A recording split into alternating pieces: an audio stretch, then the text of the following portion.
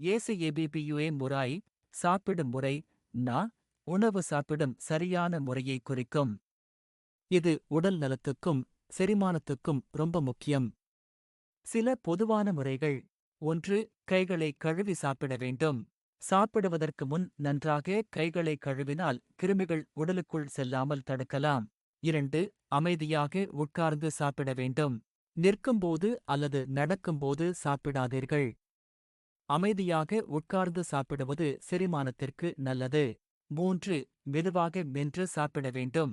உணவை நன்றாக மென்று சாப்பிட்டால் அது எளிதாக செரியும். 4. அளவுக்கு மிஞ்சாமல் சாப்பிட வேண்டும்.